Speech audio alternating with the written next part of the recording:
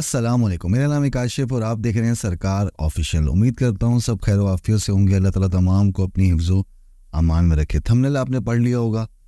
इसी हवाले से आज मैं हाजिर हुआ हूँ वीडियो बनाने के लिए कि CRO क्रिमिनल रिकॉर्ड किस तरह ख़त्म कराया जाता है या उसको अपडेट किस तरह कराया जाता है। ऐसे नौजवान जो किसी भी सरकारी नौकरी में अप्लाई करना चाहते हैं और वो ढेरों सवालात पूछते हैं कि हमारे ऊपर एक पर्चा हुआ था, यानी कि हमारे ऊपर एक FIR लॉन्च हुई थी जिसमें हम नामजद हो गए थे। कुछ लोग कहते हैं कि हम डायरेक्टली इन्वॉल्व थे, कुछ कहते हैं कि हमारे झूठा नाम हमारा बीच में डाल दिया था। कुछ भी वट कुछ भी है, अगर आपका CRO हुआ है यानी कि आपका क्राइम डेटा फीड हुआ है, आपके थम्स इंप्रेशन लिए गए हैं, तो यानी कि आपका CRO क्रिमिनल रिकॉर्ड आपका बन चुका है। अब कुछ लोग पूछते हैं कि हमने पुलिस की नौकरी में या हमने किसी भी सरकारी नौकरी में अप्लाई कर रखा है तो आखिर भी बड़ा नुकसान होता है, क्योंकि जिनका CRO होता है अक्सर आपने देखा होगा जब भी इश्तिहार आता है किसी भी वैकेंसी का तो वो लिख देते हैं कि जिनका क्रिमिनल रिकॉर्ड निकला हम उसको डिस्क्वालीफाई कर देंगे। तो अभी सवाल ये उठता है कि किस तरीके से इसको डिलीट कराया जाए या किस तरीके से इसको अपडेट कराया जाए। ये एक ही सूरत में अपडेट होता है और कोई सूरत इसकी पूरे पाकिस्तान में नहीं है। आप समझते हो कि शायद ये डिलीट हो जाएगा, ऐसा नहीं है। डिलीट आपका रिकॉर्ड बिल्कुल भी नहीं हो सकता।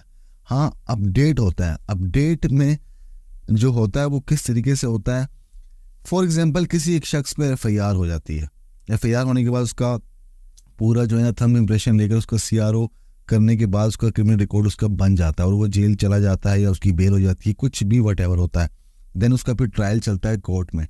ट्रायल चलने के बाद जब तक ट्रायल चलता रहेगा, जब तक केस से वो बाइज्जत बरी नहीं होगा, जब तक केस से वो बाइज्जत बरी नहीं होगा तब तक CRO आपका अपडेट नहीं हो सकता।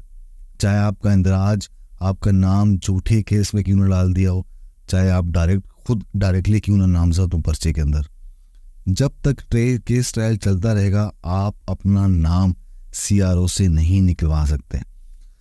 आफ्टर मतलब केस ट्रायल चलने के बाद, कोर्ट की प्रोसीडिंग कंप्लीट होने के बाद जब आप केस से बाइज्जत तौर पे बरी होते हो, एक्विट होते हो, तो देन फिर आपने कुछ काम करने हैं, क्योंकि फिर आपको जजमेंट मिल जाती है कि भाई ये शख्स फलाना शख्स इस पर FIR हुई थी, हमने ट्रायल चलाया, लिहाजा इसके ऊपर जो फ़र्द आयद की थी ये पूरे नहीं उतरती, हम इसको डिस्चार्ज नहीं, हम इसको एक्विटेड करते हैं, बाइज्जत बरी करते हैं।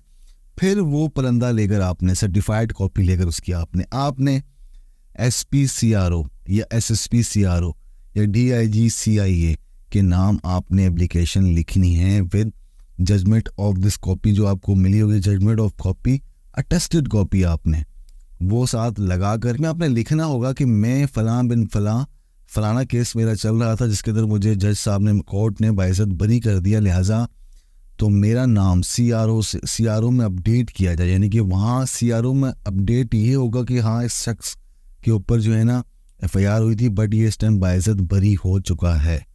ये तरीका होता है, बाकी कोई तरीका नहीं होता है और इसी को आपने फॉलो करना है। कुछ लोग कहते हैं कि हमने अपडेट नहीं, हमने डिलीट करवाना है, तो डिलीट का कोई सिस्टम मौजूद नहीं है। वैसे तो मैं कहता हूँ कि होना तो ये चाहिए कि जब आपको कन्विक्शन हो जाए, जब आपको सज़ा सुना दे जज, तो उसके बाद जेल एकाम का काम हो कि वहीं CRO वाले बैठे हों और वहीं CRO, ताकि आखिर में जब आपको सज़ा हो जाए तभी आपका CRO होना चाहिए। बट हमारे यहाँ पहले CRO होता है जिसकी वजह से बड़ी परेशानियाँ स्टूडेंट्स को उठानी पड़ती हैं। तो ये प्रोसीजर था CRO का, तो आपने इसी को फॉलो करना है। इसके अलावा कोई मज़ीद कोई बात करनी होगी तो आपके लिए हाजिर हो जाएंगे। अपना बहुत ख्याल रखिएगा, मुझे दुआ में याद रखना। अल्लाह हाफिज़।